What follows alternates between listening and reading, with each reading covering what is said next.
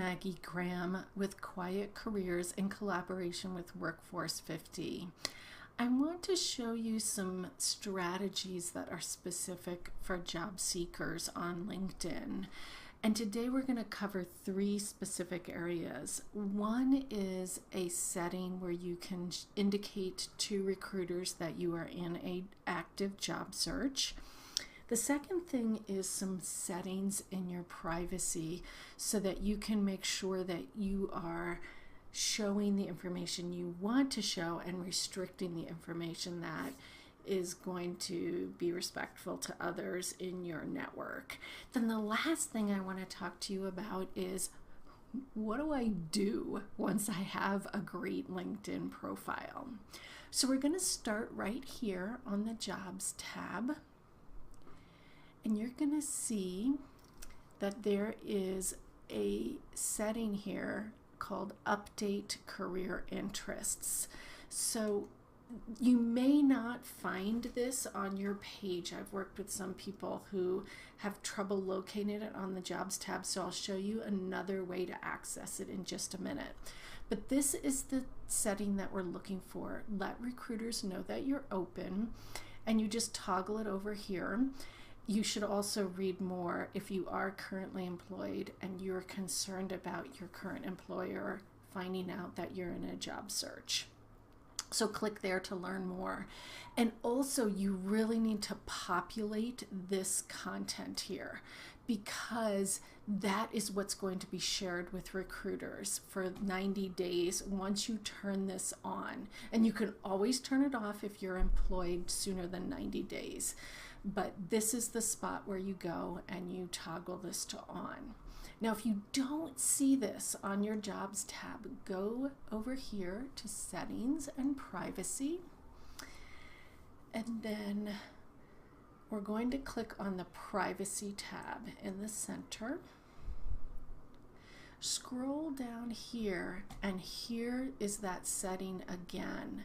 And all you have to do is click Change and show here, put it to yes, and update your career interests.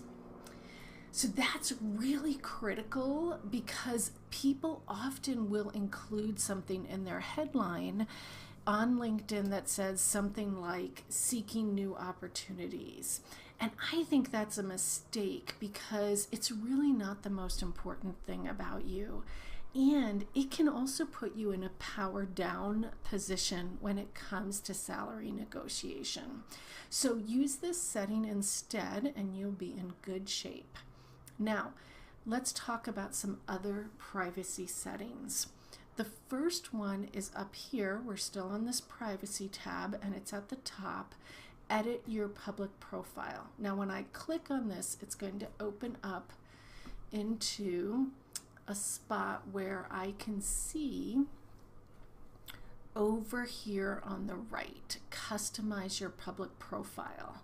Now, you should have, when you're in an active job search, you should have this setting selected instead of the more restrictive.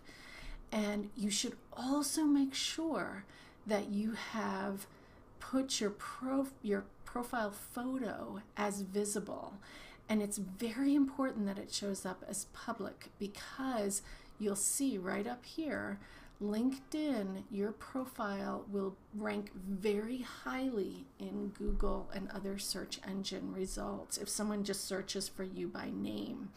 So make sure all of this is set, and then also make sure to this setting right here, your public profile URL. I did not reference this in the article, but it's important for job seekers to edit this. So you click on that little button, or that little pencil, and I recommend just your first and last name. I have customized it to my branding, the area of expertise for myself. But I regret that now, because I'm kind of trapped, because I've distributed it so much. I wish I had just put my middle initial or my master's degree. because when I first set this up, somebody else had Maggie Graham just plain. So if you can just do your name, that's great. Otherwise, try to have it be put in a branded way that you can use in the future. Okay, so let's go back over here. We're on privacy settings, and we'll click on that privacy tab again and move down here to who can see your connections. Now this, I think, is being respectful to people in your network. So I have it set so that I'm the only one who can see my connections. I don't want someone, particularly recruiters, inviting me to connect and me thinking, oh great, I'm in a job search, this will help me, and then them using me as a conduit to get to people in my network. So I have this turned down. Now, the other thing that's important as you're building your profile is sharing profile edits. I recommend turning this to no as you are heavily editing your profile, because it's just irritating to have it show up on all of those changes that you're making show up on people's news feeds. So until you're ready to broadcast things, I would say set this to no. Then the last privacy setting that I want you to look at is profile viewing options. So I recommend having it set to this highest level where you're completely identified if you look at someone's profile on LinkedIn, because I think it's important for them to know that you're doing research as you're in a job search, and it intrigues them, and it speaks well of you that you're exploring what's happening in the market and you're crossing their radar in a positive way. So you can turn it down, but I think that you're going to lose out on some good connection opportunities if you do that. Now, let's talk about, okay, what do we do if we have a great profile and nobody's looking at it and nobody is paying attention to it and you put so much work into it?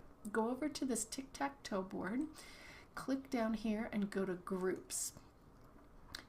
Now, what's happening here is you are going to see a page where it's going to show you all the groups that you're currently in and the activity that's going on in them. So you can see my groups. The dashboard is showing up right now with today's highlights. So that's great. You can scroll down here and you can like or comment and see what's going on. And this is a great way for you to engage with people in your community. So definitely take a look at this regularly and see what's happening and interact. The other thing you can do is go up here to the Discover tab.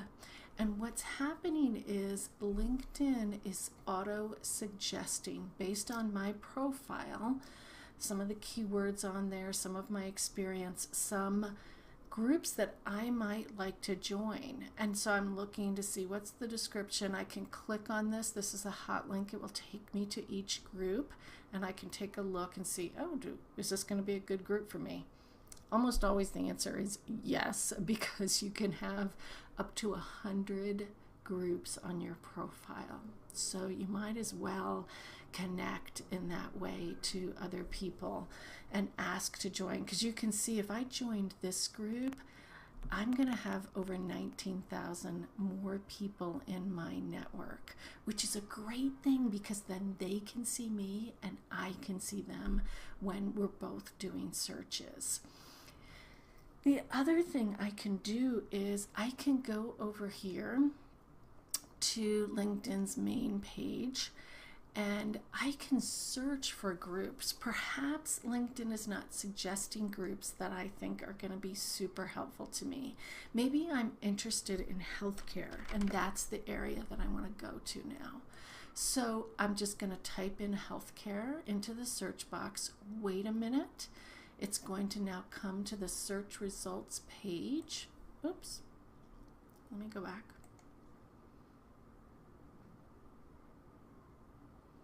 Let me go to healthcare. And on the search results page, you can see these are my choices for what I want to look at. So I want to look at groups, and it's going to give me some options here. Look at this, 400,000 people. So this is a hot link. I can click over there and ask to join, and do that with many of these groups. The other thing you can do, I'm going to open up a new tab and go over here. You can just go to Google and ask for LinkedIn groups for marketing, business, college students. I would even put for job seekers. You could also say LinkedIn groups for Northern California, LinkedIn groups for IT. So take a look and you'll get some ideas on here. LinkedIn groups for women in engineering. You should also be joining groups that are connected to your alma mater for graduate and undergraduate institutions, geography, industry, roles, all of those things you can search up here for. Now, the other thing you can do to engage is you can go back here to the home and click on write an article. And this is a fabulous way for you to establish your expertise and have that show up, because you can see here when people go and look at your profile, all of the articles that you've written show up here alongside the things that you have liked or shared or commented on. So you can see here, this is a article that I wrote recently, and I've also written 6 others. And this is my activity, things I've liked, things that I've shared. And that's important. It shows you cross people's radar when you're active on LinkedIn. So go ahead and do that. And then also, one last thing you can do is you can follow companies that are either on your target list. So perhaps I'm looking for, maybe I want to work for Hewlett Packard. So I'm going to come down here and search for Hewlett Packard. And I'm going to show you, when you just type that in as a search term, I could have just gone straight to the company and followed it, but I want to show you just in case that doesn't happen, because this is such a well-known company and you might be putting in something less well-known. You can come over here to companies after you run your search, and then you'll see it's an option to follow the ones that you want to make sure that you're learning about. So you can either do that with companies that you are interested in, or again, let's go back to the healthcare example, and you can also follow companies and look to see, okay, what are the companies that have a major presence here, and follow those if they seem appropriate to you. So I hope that this has been helpful to you as you launch your job search. I would also love to hear from you if you have questions, either as a job seeker, as a business owner, as a new LinkedIn user, or even as a seasoned LinkedIn user. So please email me with any questions that you would like addressed in a future blog post. My email address is Maggie, Maggie, at quietcareers.com. Thanks.